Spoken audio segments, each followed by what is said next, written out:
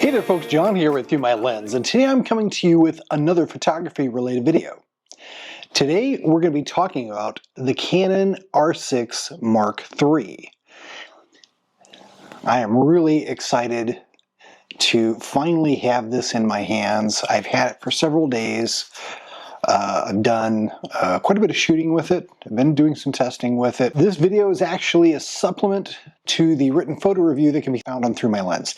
Now, I would encourage you to go and take a look at that. It'll be linked in the description box of this video, but it's going to have a lot more detail, a lot more technical specifications, some great studio shots I took of the camera. I'm not showing any test photos at this time, only because it's late November here in Ohio and we don't really have anything good to show.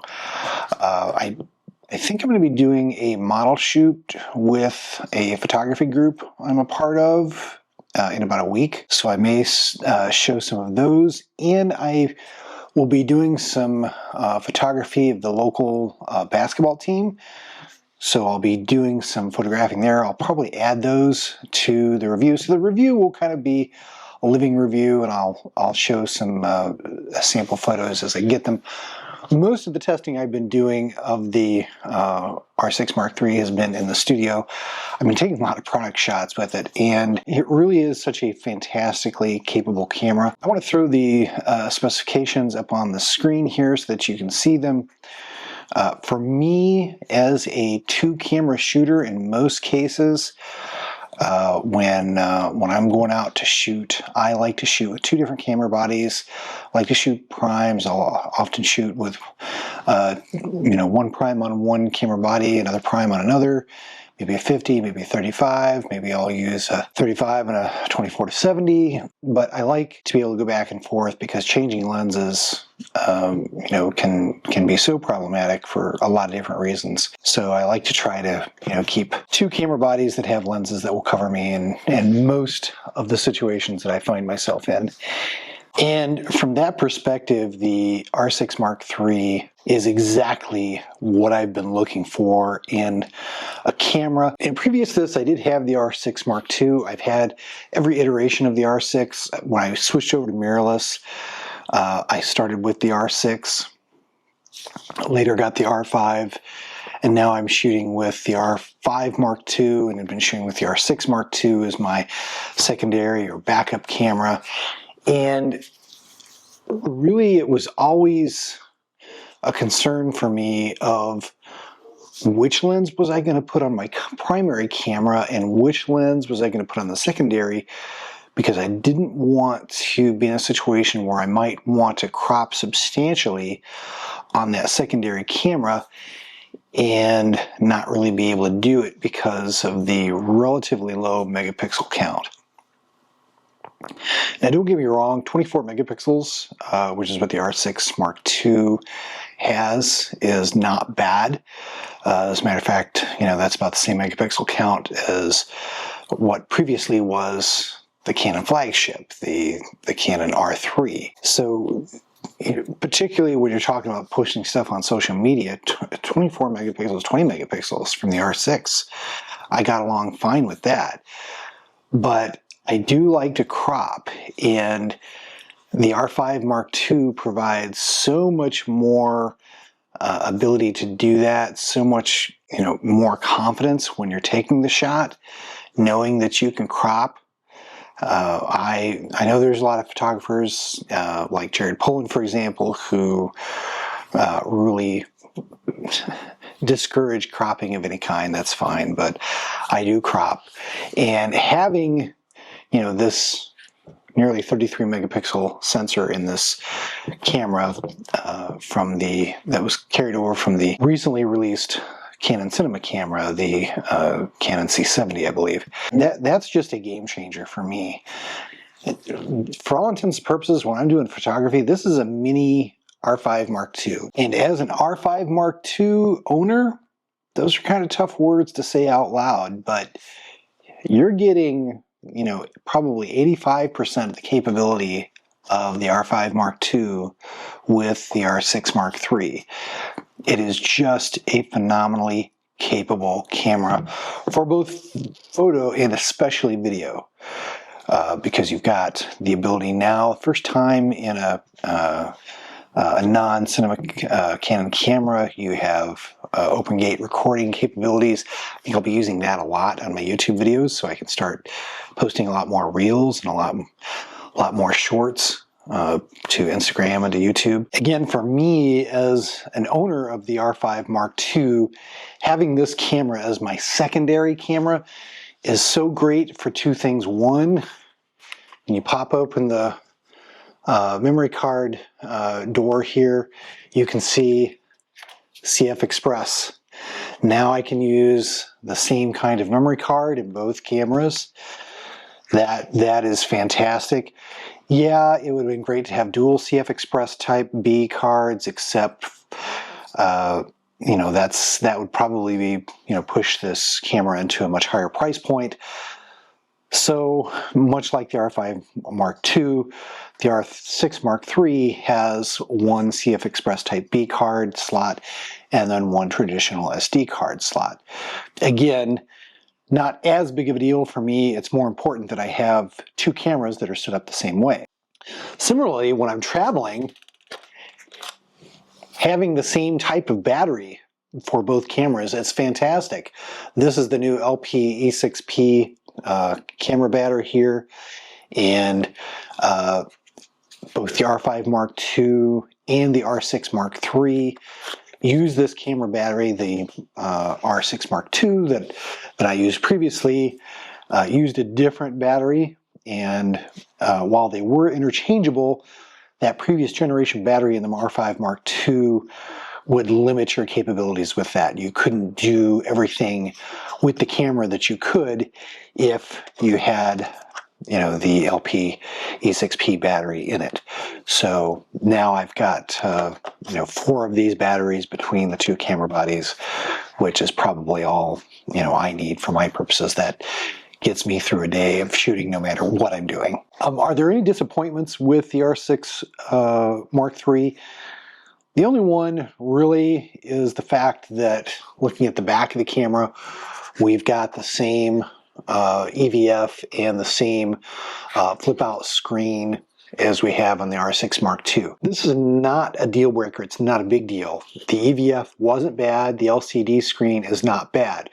The one feature that was rumored feature that the R6 Mark III was going to have is that they were going to have a redesigned flippy screen that could tilt down or up in addition to flipping out and twisting.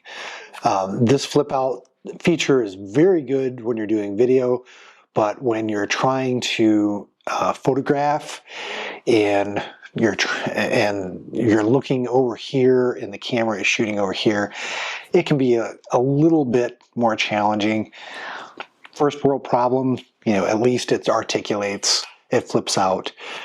There's nothing wrong with it. I was just really excited when I heard that the R6 Mark III might get a Sony style manipulatable articulating type screen. But again, we got the same as what was in the R6 Mark II, which is not necessarily a bad thing. And again, for me, just having a camera that, you know, is on par with the R5 Mark II, so it doesn't really matter which one I shoot with for most of the photography that I do. I think I'll be using this just a whole heck of a lot more than I did the R6 Mark II. That really only came out and was only used probably, you know, 1/3 or less of the amount of time that I used the R5 Mark II, simply because, you know, I really tried to avoid using it. Now it's like having two R5 Mark IIs. It's phenomenal. It's fantastic. And again, it genuinely has some capabilities that the R5 Mark II doesn't, like the previously mentioned open gate recording. I really do think I'm going to like using this as much or more than, you know, the R5 Mark II. One of the few things that the R5 Mark II has that this doesn't, I'm recording this video with the R5 Mark II, but of course the R5 Mark II has an information display on top of the camera, you know, right about here, and I think I like having the setting wheel here better, because quite honestly, I don't end up looking at that info display very much. again, because I shoot with two different cameras, my brain is kind of trained to either look to the viewfinder or flip out the screen if I'm looking at the settings or if I want to go into the menus or anything. And that display on the R5 Mark II just isn't as handy as I once thought it was. So this really feels just more like a true photography camera. And one of the things I'm just super proud of with Canon, now they have a camera that legitimately sits at the top of this, in between professional and consumer level camera, this all important, prosumer, if you will, camera. And Sony's getting ready to release Sony's got so many different camera models. I'll put it on the screen, but it's the camera that in the Sony lineup that competes with this one directly. And the R6 Mark III genuinely, beats it in several different ways. And normally it's Canon that's just a little bit behind Sony, and just enough so that most people for the money would prefer to have the Sony. The Sony, I believe, is going to be more expensive than this camera. This one's at $2,800, and the Sony, I think, is going to be over $3,000. Again, I'll put it up on the screen, but Sony really did go from being a leader, to the back of the pack from, if you take a look at Canon, Nikon, and Sony. Nikon in particular has really been, hitting it out of the park with some of their newer camera releases, again, particularly at that more, consumer-friendly level. And, again, our R6 Mark II, or Mark III is just, it's going to be there. It doesn't have a fully stacked or even a partially stacked sensor, like some of the newer Nikon models. Again, not a big deal. If I'm in a situation where that stacked sensor comes in handy, I reach for my my R5 Mark III, or R5 Mark II rather. And even if I didn't have that camera, I just, the stacked sensor thing, I think it's a little overblown, quite honestly. If you're not getting into photography yet, and you're looking for that first camera, and you're willing to spend, $2,800 is not cheap, so that's something to keep in mind. But if you really, want to buy the most capability, the best bang for your buck, it's the R6 Mark III right now. It's such an incredible camera, and that really makes me pleased as a Canon owner to know that they're competing harder at those lower price levels to get those newer folks in the market over on the Canon side of the house. And I really do predict this is going to be Canon's best selling camera ever. There's a whole lot of folks out there who have R6 Mark IIs that, like myself, because mine's going up for sale here in not too long, not too distant future, they're going to be able to trade in, and for not a whole lot more money, be able to jump up to the capabilities, both photo and video, of the R6 Mark III. Bravo, Canon, and like I said in my written photo review, power to the people. Never has so much capability been, at such an accessible price point. It really is magnificent. Well, again, please check out the written photo review that can be found on ThruMyLens. I go into a lot more of the technical details and testing, and I will update that with more photos as I take them, over the next few months, particularly, once spring sets in here in Ohio. And I'll also be doing a longer term review, probably, middle of next year, once I've really, put this camera through its paces and really can provide a perspective on what it's like, in the long term. But I hope you've enjoyed this video. Take care. God bless. We'll see you in the next. Enjoy this production from the ThruMyLens YouTube channel. If you did, please click on the like button and do share the video on social media. If you'd like to see more content like it, please do subscribe to the channel, follow me on Instagram and Facebook, and do check out ThruMyLens at www.thrumylens.org.